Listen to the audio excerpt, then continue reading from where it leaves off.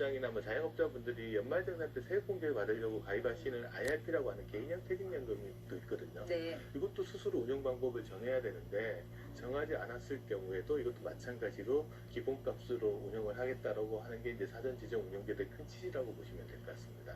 네, 그러니까 까먹었거나 아니면 알고도 어떻게 운영할지 몰라서 놔뒀을 경우 그냥 놔두면 그냥 먼지만 쌓이니까 예, 예. 미리 사전에 정해둔 그 상품으로라도 투자를 하게 해서 수익률을 높이자라는 것 같아요. 그러면 이 디폴트 옵션은 만약에 그 기존에 있던 내가 투자 상품 만기가 되면 곧바로 이 디폴트 옵션에 지정된 상품으로 바로 바꿉니까? 일단 근로자는 사전에 이제 자기가 디폴트 옵션을 할 금융상품을 미리 정해둡니다. 정한 순간에 바뀌는 건 아니고요. 자기가 가입하고 있던 상품이 만기가 도래오면 바로 바꿔야 되지 않습니까? 운용 지시를 해야 되거든요. 그때 운용 지시를 하지 않고 4주간 방치를 하면 네. 금융회사에서 연락이 옵니다. 지금 이래도 쓰시면 안 됩니다. 운영 방법 지시를 하십시오. 그렇지 않으면 예전에 정해뒀던 사전 지정 운영 방법대로 운영을 하게 됩니다. 라고 하고 그 말을 듣고 나서 또 2주간 방치를 하면 총 6주가 지났을 때 네. 사전 지정 운영 방법 디폴트 옵션으로 운영이 되게 되는 겁니다. 일단 6주의 시간을 주는 거네요. 그리고 이제 네. 처음에 퇴직연금에 가입하신 분 있잖아요. DC형 퇴직연금 가입하신 분 입장에서 네. 가입하자마자 상품 운영 지시를 해야 되는데 그 경우에도 2주 동안 지시를 하지 않으면 네. 바뀝니다. 그래서 처음 가입하신 분은 2주, 그 다음에 만기 되신 분은 6주 정도 여유가 있다고 보시면 됩니다. 처음부터 그러니까 디폴트 옵션으로 어떤 선택을 할지도 중요할 것 같아요. 어떤 상품으로 초기에 이제 그 기본값으로 설정을 하느냐가 중요할 것 같은데 어떤 선택지들이 있습니까? 크게 보면 두 가지 유형이 있다고 보시면 됩니다. 이제 원리금 보장 상품 유형, 그러니까 정기예금이나 뭐 보험 같은 원리금 보장 상품 유형이 있다고 보시면 되고요. 네. 그 외에 이제 실적 배당 상품에 해당하는 펀드 같은 유형 둘 중에 있는데 그 중에서 자기 투자 성향을 감안해서 이제 상품 네. 유형을 선택을 하시면 됩니다. 일단 원리금 보장 상품이 원금은 보장돼서 좀 안정성 면에서는 좋을 것 같긴 한데 그럼 또 수익률이 낮은 거 아닌가요? 그렇죠. 뭐 시중에 예금 금리 정도 수준의 금리를 받게 되는데 이제 원리금 보장 상품을 이제 디폴트 옵션으로 정할 때는 좀 주의 깊게 살펴봐야 될 게 있습니다. 네. 예, 일단 금리 수준을 반드시 봐야 되겠죠. 두 번째 원리금 보장 상품 만기가 정해져 있잖아요. 네. 몇 년짜리 상품인지를 또 정확하게 지켜봐야지 되겠죠.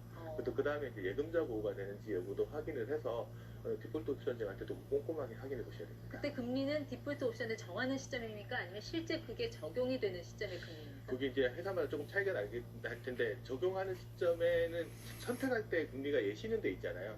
근데 이제 실제 방치해가지고 적용되는 시점에 금리가 적용될 가능성이 더 높다고 보시면 될 것 같습니다. 네.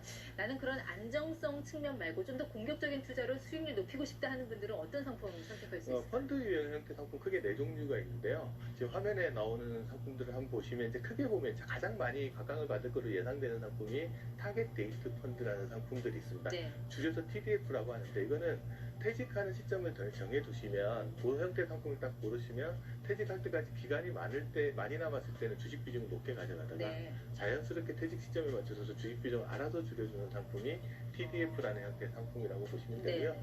그게 밸런스 펀드라는 것도 있는데 그거는 이제 주식과 채권 비중을 일정하게 정해놓고 펀드 매니저가 알아서 조정해주는 상품이라고 보시면 됩니다. 그 외에 이제 보시면 단기금융 펀드나 SOC 펀드라고 하는 사회간접자본 펀드 예. 같은 게 있습니다. 근데 이런 주식, 펀드 이런 거 일종의 그 위험 자산이니까 네. 퇴직연금 저게 잘못 투자했다가 돈 날리면 안 되잖아요. 그래서 위험 자산에는 투자할 수 있는 그 한도가 정해져 있지 않습니까?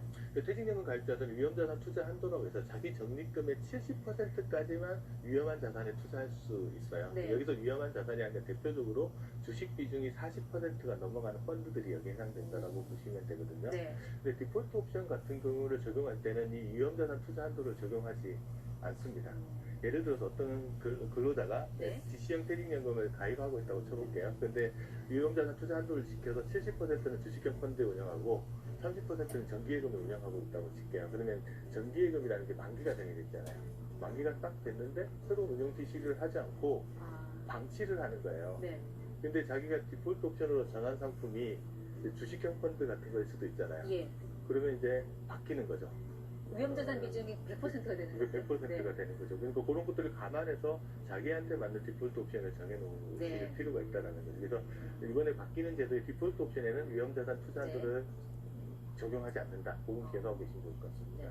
이 디폴트 옵션이 어쨌든 좀 수익률을 조금이라도 높이기 위해서 좀 정부가 마련한 제도 같은데 대체 이 퇴직연금 수익률이 어느 정도길래 이런 제도가 나왔을까요? 지금 현재 이제 그 그림을 한번 보시면 뭐 아실 네. 것 같은데 보통 퇴직연금 자산의 수익률을 보시게 되면은 1%에서 2%대에 거의 머무르고 있다고 보시면 돼요. 2%는 저 수익률이라고 할 수 있나요? 이거 물가 상승률 감안하면 거의 뭐냐 그러면 DC형 퇴직연금 가입자들이 적립금의 한 80%가량을 예적금과 같은 원리금보장 상품에 운용하고 있으니까 네. 예적금 금리를 벗어난 수익을 내기가 상당히 어렵다라고 보시면 됩니다. 그럼 이 디폴트 옵션 활용하면 좀 수익률에 반전 가져올 수 있어요. 그 부분들은 이제 전체적으로 수익률을 한번 보시면 원리금 보장 상품에 운용하는 사람들의 수익률하고 디폴트 아니 그냥 실적 배당 상품에 운용하는 수익률을 장기적으로 봤을 때 실적 배당 상품 수익률이 3% 정도 더 높거든요. 그래서 디폴트 옵션을 하게 되면 그런 상품을 정해놓으면 수익률이 좋아질 수 있는데 그보다는 디폴트 옵션을 하는 것을 계기로 해서 네. 자기가 퇴직연금, 적립금을 어디에 투자하고 있고 그걸 확인해보는 계기가 되는 게 더 도움이 될 것 같습니다. 네, 이번 방송을 계기로 내 퇴직연금이 어떻게 어디서 운영되고 있는지 한번 점검하는 계기 갖는 것도 좋을 것 같습니다. 자, 김동현 선생님과 함께했습니다.